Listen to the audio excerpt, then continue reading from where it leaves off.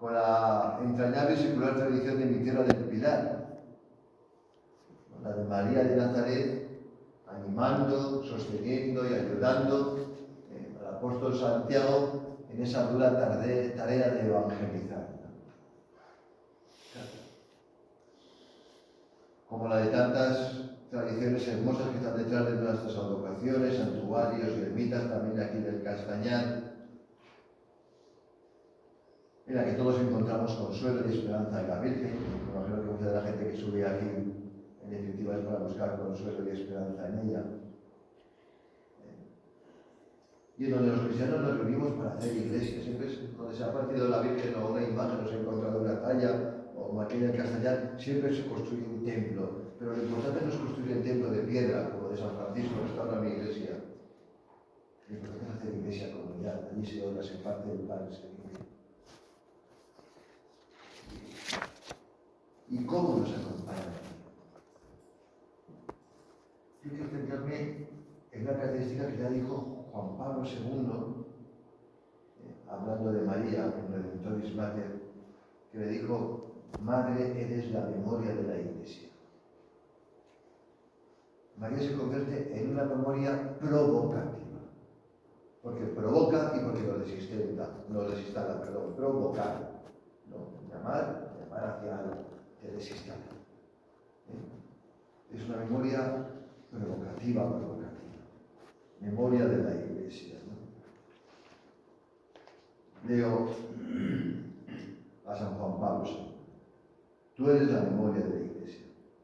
La Iglesia aprende de ti, María, que ser madre significa ser recuerdo vivo, significa guardar y meditar en el corazón los acontecimientos de los hombres y los pueblos, los eventos alegres y dolorosos. Y María es memoria provocativa, porque es memoria ante todo de su Hijo, es memoria viva de su persona, de su mensaje. Y la memoria de Jesús siempre provoca y desinstala, siempre. Por eso estamos aquí, porque alguien nos habló de él, y eso nos revolvió aquí por dentro. Hacer la memoria de Jesús siempre es provocativa y significativa, siempre. Siempre. Si quieres ganar la vida, ya sabes, atrévete a perderla. La vida cristiana entera es una provocación que interpela, descoloca, descentra. ¿Por qué? Porque dejamos de ser nosotros el centro, nos sacan de nuestra autorreferencialidad para centrarnos fuera de nosotros, en Dios y en los demás. Y curiosamente, cuanto más nos descentramos, más centrados estamos. A veces nuestras madres, no sé, a mí mi madre de niño siempre me decía: mira, así te centras la cabeza, así centras la cabecita de la vida. El Evangelio nos invita a lo contrario, a descentrarnos. En Dios y en el prójimo, dejar de ser el centro. Para ubicarnos donde está realmente el centro, para centrarnos donde está realmente el centro. Pero claro, solo provocan los testigos, porque nuestra vida está llevada a provocar, pero solo provocan los testigos. Por eso María, como madre y como discípula, para todos nosotros es memoria de Cristo, es memoria de su llamada, es memoria del reino de Dios y del Dios del reino, es memoria de los gozos y fatigas de los hombres y mujeres de hoy, es memoria de la Iglesia, de nuestra identidad y vocación más. Desarrollo un poquito cada uno de nuestros puntos. Es memoria de Cristo, de su llamada. Una invitación a volver a la Biblia. Os pongo este vídeo, os ambiento este vídeo, esta causa una película interesante, un poco lenta, canadiense, un poquito lenta. Se titula Llena de Gracia, no sé si la habéis visto. Es María, es una película sobre María en la vida de la primera comunidad cristiana, en medio de todo el conflicto que están viviendo. Ya no pilla el conflicto entre todo el debate que hay entre circuncisos y incircuncisos, hay que circuncidar, hay que circuncidar, nos abrimos a los gentiles, nos quedamos en los judíos, en las extensiones internas, y va a hablar sobre el papel de María en medio de esas tensiones internas. película interesante. Bien, se lenta, tiene un par de monólogos así muy buenos. Y aquí os pongo la escena en la que Pedro, y a veces me imagino que el Papa Francisco con toda la que le cae constantemente, pero hay un momento en que él dice, no puedo más. No puedo más. Y se retira donde está María. María está retirada, se retira con María, va a ver a María, a pasar unos días con ella, para buscar un poco de calma y un poco de luz. Y aquí lo vemos en un momento en el que Pedro está rezando y ya María se le acerca. Pedro está con todo el agobio encima, diciendo, Dios mío, estamos perdidos. ¿Veis esa escena en la que a María le dice, estamos perdidos? Y vamos a ver un poco lo que le dice María. A ver si se oye bien.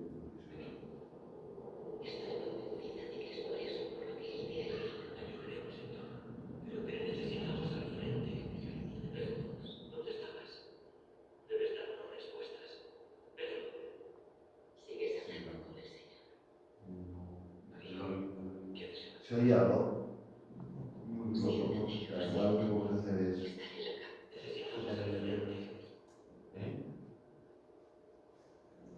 ¿Tenéis cable de audio? Igual no. Ahí no tenemos altavoces. O si no, luego se puede poner el micrófono.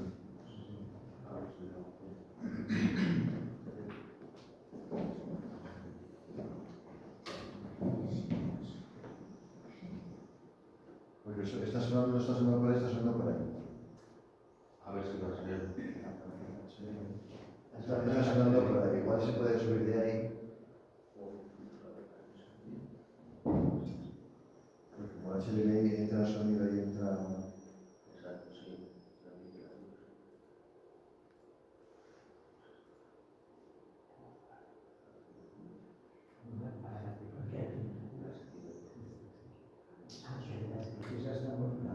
Máximo.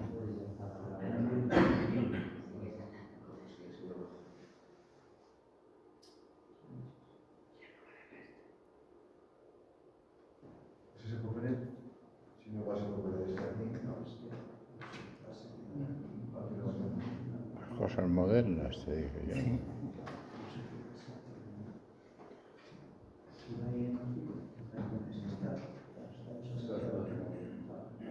Hay que revisar todo eso.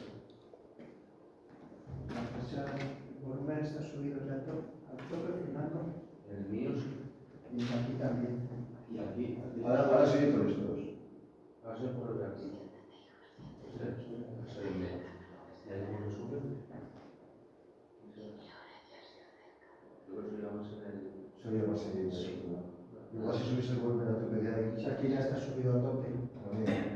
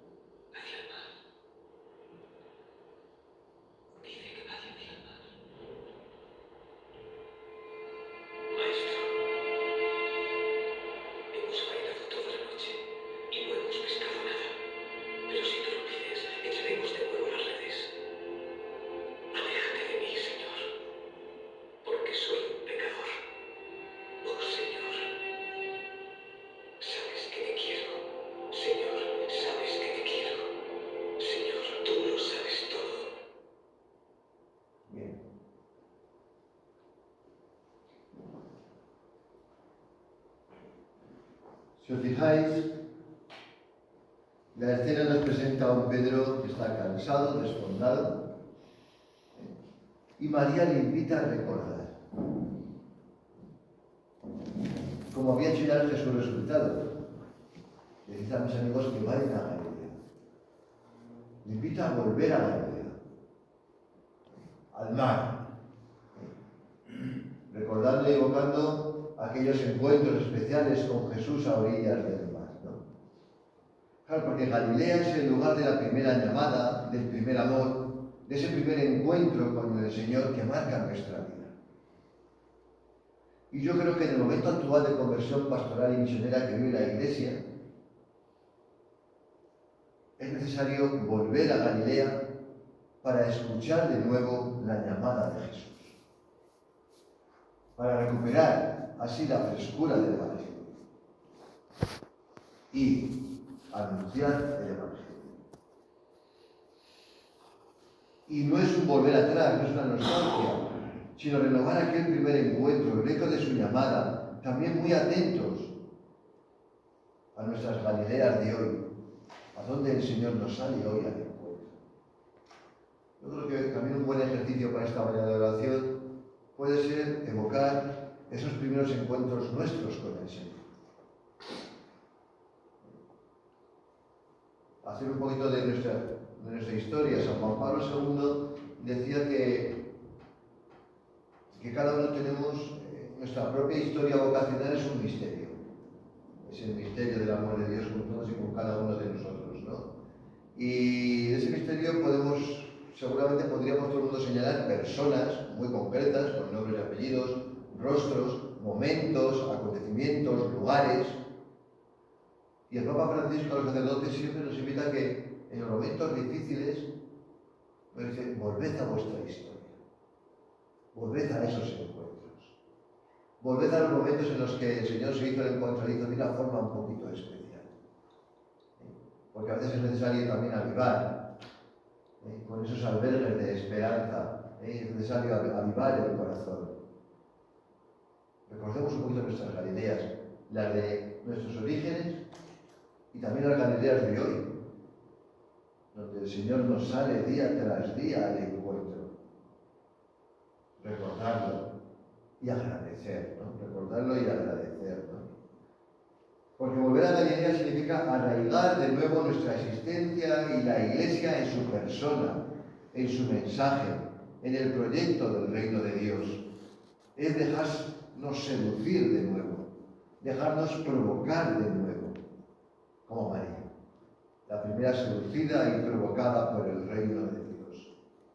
Ese reino encarnado en Jesús, en su obrar en el Espíritu, que hace suyo el compromiso amoroso de Dios en favor de la gente, afirmando la vida allí donde ésta es negada. Esa es nuestra vida, esa es nuestra tarea. El reino es el don que Jesús hace de su propia persona y que nosotros acogemos, hacemos nuestro y nos unimos a su entrega para darnos a los demás, porque Cristo quiere darse a través nuestro. Eso es lo que significa mi persona Cristo, que Cristo se entrega a través nuestro, ¿no? Y para este proyecto Dios cuenta con nosotros, este proyecto que ha sido amasado desde toda la eternidad. Descubramos esa llamada, renovemos esa llamada que Jesús nos hace también con radicalidad y con autoridad. A veces pastoralmente decimos a los jóvenes: Cristo te invita a seguirle. Y utilizamos la palabra invita, que es más suave, ¿no? Pero realmente, ¿dónde hemos visto que Cristo invite del Evangelio? Cristo manda: sígueme. Vende todo lo que tienes, da tu dinero a los pobres, sígueme. Si no me equivoco, cuando me enseñaron lengua cuando era chaval, iba al EGB, sígueme, era un imperativo. Es un imperativo, ¿no? Con toda radicalidad. Pero es normal, la gente que se había encontrado con Jesús vio normal que Jesús fuera serio y tajante ahí. ¿Por qué? Porque es mucho lo que está en juego. La vida y nuestra vida. La vida de la gente y nuestra vida. Claro, también es bueno que seamos conscientes a veces de nuestras resistencias, porque la llamada la escuchamos y todos la sabemos muy bien. que ser muy conscientes de nuestras resistencias y ponerles nombre. A mí es una buena momento para en la oración ver cuáles son nuestras resistencias para seguir hoy al Señor. ¿Cuáles son nuestras resistencias? ¿Cuáles son quizás esas comodidades a las que nos hemos podido ir atando? Resistencias personales, resistencias eclesiales. Porque solo si las reconocemos podremos afrontarlas, o al menos ponerlas en sus manos, ¿no? Como cuando Jesús decía, a ver qué os pasa. ¿De qué estáis discutiendo una y otra vez? Ay, ¿cuánta fe os falta? Venga, a ver, contadme. En un momento también interpretar todo ese discurso de Jesús de la última cena como una conversación con los discípulos, donde los discípulos también le preguntan y están inquietos, ¿pero a dónde vas a ir? ¿Pero qué vas a hacer? ¿Pero qué va a ser de nosotros? ¿Pero qué? Y Jesús los va calmando, no tengáis miedo, que no lo dejar huérfanos, hombre, que estoy a vuestro lado con mi espíritu. Recordando que nuestra vocación es una vocación aislada, vosotros lo veis muy bien, sois clérigos regulares, vivís en comunidad, en fraternidad. Todos somos no solo llamados o evocados, sino convocados. Y yo creo que también en el momento en el que estáis, con 500 años de la fundación, de los teatinos, vuestra compañía o orden, yo creo que es bueno también hacer memoria de ella, de los orígenes, ¿no? Y de la historia que se ha ido haciendo, ¿no? Y una memoria agradecida. Saber muy bien que vuestra orden, compañía, nunca se dice orden o compañía, no sé nunca cuál es la palabra exacta. Orden. Que vuestra orden nace en tiempos recios. En tiempos recios, ¿no? Tiempos que ansiaban reforma. Una reforma de la Iglesia en la cabeza y en los miembros. De una Iglesia que quería ser fiel al ideal evangélico y surgió con ese ideal de la primitiva Iglesia, de una primitiva Iglesia verdaderamente apostólica, como la del principio, ¿no? Como la del libro de los Hechos. Ese ideal siempre ha estado en todos los momentos de reforma que ha habido en la Iglesia, ese ideal siempre ha estado ahí presente como un referente que no deja de interpelarnos hoy y que sigue siendo actual, ¿no? Es hermoso ver cómo se afrontaron esos tiempos duros. Fijaos que estamos hablando de la época de los oratorios y del humanismo, de grandes figuras como Erasmo y como Lutero, Juan de la Cruz, Teresa de Jesús, Felipe Neri, Ignacio de Loyola, Cayetano de Tien, Juan Pedro Carafa, Bonifacio de Colli, Paolo Consiglieri y vuestros fundadores. A veces no es curioso ver cómo se afrontó aquella inquietud de muy distintas maneras, ¿no? Algunas desde la ruptura y otras desde una comunión mucho más profunda, ¿no? Y ellos comprendieron con agudeza que la reforma de la Iglesia pasaba por una reforma del clero, que debía purificarse en sus formas y en sus costumbres. Y esto nos interpela como clérigos. Y de ahí surgió vuestra orden, ¿no? Orden de sacerdotes que, bebiendo del espíritu de la reforma, asumía el modo de vida comunitario de los apóstoles, la regla apostólica y de los padres, la vida en común y fraterna, la oración, el apostolado. Conscientes, como nos enseñó San Cayetano, de que la reforma comienza siempre por uno mismo.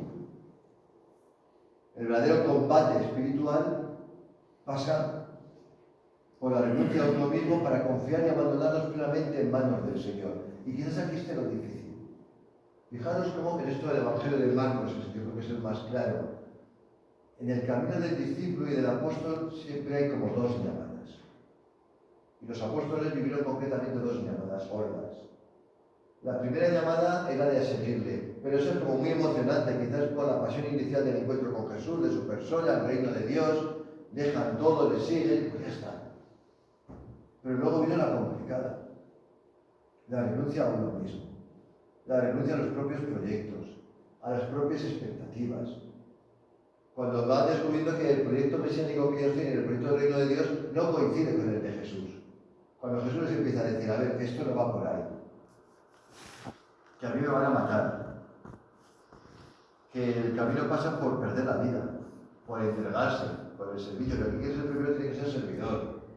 Dejar de discutir quién va a ser el más importante, mi derecha o mi izquierda, por Dios, que esto no va por ahí. El que quiere ganar la vida, que la pierda, y ya está. Que cargue con su cruz, que se abrace a la cruz. Vuestra orden también tiene mucho de ese abrazarse a la cruz. lanzarse a la cruz.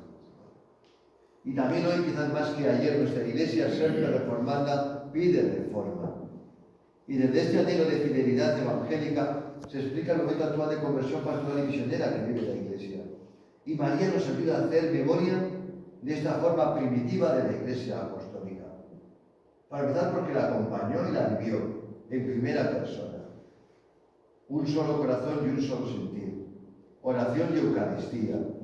Misión, pobreza, vida y bienes compartidos.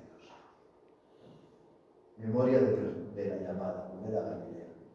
En segundo lugar, memoria de los pobres, de los gozos y fatigas de los hombres y mujeres de nuestro tiempo. Porque María nos recuerda que el reino de Dios es buena noticia para los pequeños y para los pobres. Pequeños en sentido evangélico. Yo no quería hasta que, como suelo hablar mucho de los pequeños a veces en las homilías, tengo ahora que descubrir que con todo este tema de los abusos hay que tener mucho cuidado cuando uno emplea una palabra o otro emplea otra. Pequeños en sentido propiamente evangélico, por favor. Y esto condiciona un modo de ser y de estar en un contexto difícil, marcado entre otras cosas por la idolatría del dinero y del poder. La conversión pastoral y misionera de nuestras comunidades cristianas pasa de nuevo y una vez más por la conversión a los pobres y por esposar la hermana pobreza. Pasa por ahí. Pasa por ser testimonio de pobreza y de misericordia. Y así lo vivió María, que recuerdo no solo fue pobre. Jesús nació en un pesebre. La oferta que hicieron cuando nació fue la de los pobres, ¿no? La de los pichones, ¿no? Sino por compartir el destino de los pobres, como María, que también lo tuvo que compartir, y hacernos hermanos y servidores de los pobres. Hermanos y servidores. Como María, que no se sintió violentada por la presencia de los pastores de Belén, no le huyó el largo camino a Incarén, supo lo que fuera ser refugiada, supo la vergüenza sabía de la vergüenza de aquellos novios que se iban a quedar sin vino, y pasó la vergüenza de que su hijo fuera ajusticiado y ejecutado como un maldito, como un maldito de Dios. Y ahí también nos dice a nosotros, no tienen vino, porque somos los discípulos de su hijo. Si se lo dijo a su hijo, no lo va a decir a nosotros, porque somos eso. No tienen vino, mira a tus hermanos, no tienen vino, no tienen seguridad, no tienen pan, no tienen casa, no tienen dignidad, no tienen derechos, lo están machacando.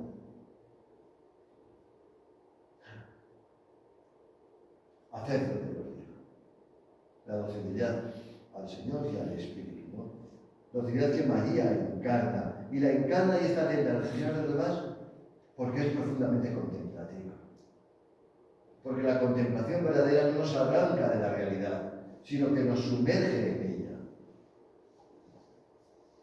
Y nos capacita para escuchar la palabra allí donde Dios habla. Y Dios habla de muchas maneras y de muchas formas, y habla sobre todo también en la realidad, en los gozos y las fatigas de nuestra gente. No perdamos nunca de vista Gaudium et Spes Suo, el inicio. Yo a mis alumnos en clase se lo hacía aprender de memoria. Pegar o no pegar. Se lo hacía aprender de memoria, mis alumnos en clase.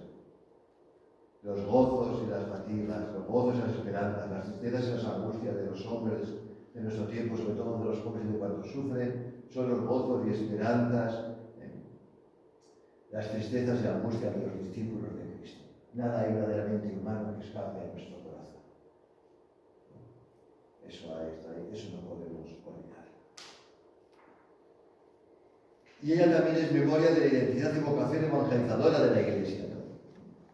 Latinos para el mundo de hoy, para la Iglesia de hoy, que he visto vuestros carteles de los 500 años. Esa memoria de nuestra identidad evangelizadora. Existimos para evangelizar.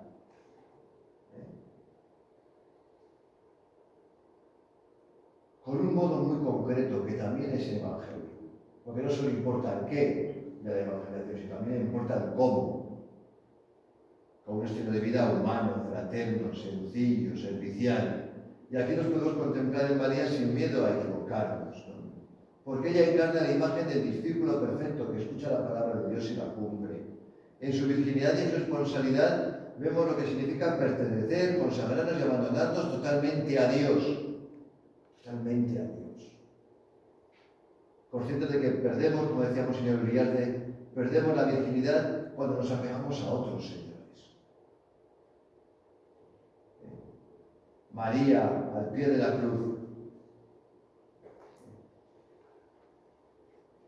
se nos hace madre para que no caminemos nunca huérfanos y para que nos reconozcamos también nosotros como madre de corazón abierto. No aduana. A veces en la iglesia somos demasiado aduanas. Cuando se nos mete el rigorismo ante las entrañas, nos convertimos en aduana. Y la iglesia no puede ser aduana. Sino padre y madre de corazón abierto, que es capaz de acoger a todos sin exclusión con su mochila a cuestas. La maternidad de María, por otra parte, nos recuerda que somos familia, que somos hermanos. Y poner a la persona en el centro de la relación familiar nos impele a salir al encuentro del hermano herido, extraviado y necesitado. Como todas las madres, cuando juntamos los hermanos, siempre, cuando hay un hermano que lo está pasando peor, siempre te dicen, avisa a tu hermano. ¿Por qué no le echas una mano? A ver si te lo sabéis ya de una vez. A ver si hay una temporada que no. ¿Pero cuánto tiempo lleva que no las llamas? Ese papel las madres lo suelen hacer muy bien. Lo suelen hacer muy bien, ¿no? Y la maternidad pone la misericordia, la diaconía y el proyecto humanizador del reino de Dios en el centro. Y nos recuerda que somos fraternidad de hermanos, que no podemos seguir a Cristo por libre, sino que estamos llamados a reconocernos unos a otros, a cuidarnos unos de otros, también en nuestra pluralidad y en nuestra diferencia. Vivimos un mundo demasiado polarizado y demasiado dividido. Y vivimos también una iglesia demasiado polarizada y demasiado dividida. Y el gran problema de la polarización es que termina diciendo incomunicación. Cómo rompe la fraternidad. Y maternidad significa evangelizar, porque como María estamos llamados a engendrar a Cristo para el mundo. Pertenecemos al modo en el que Dios uno y trino quiere amar al mundo. Y esto es una doble dimensión. La misión y luego gestar la vida de fe de los discípulos.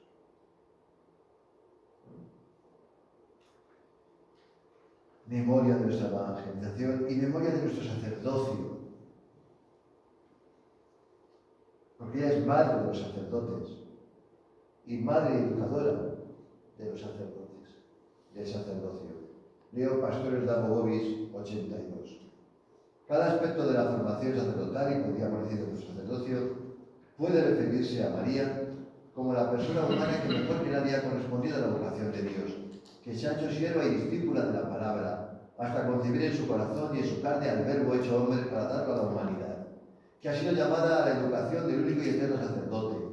Con su ejemplo y mediante su intercesión, la Virgen Santísima sigue vigilando el desarrollo de las vocaciones y de la vida sacerdotal de la Iglesia. Y el Papa Benedicto abordó esta cuestión y se centró en dos grandes focos: la encarnación y la cruz. El misterio de la encarnación vinculado a María y cómo, de la misma manera que Dios necesitó de una criatura para hacerse carne, necesita de nosotros para hacerse carne hoy, y necesita que para ello también nosotros nos encarnemos en la realidad. Y la cruz. A través de la cruz, el discípulo acoge a María en su casa.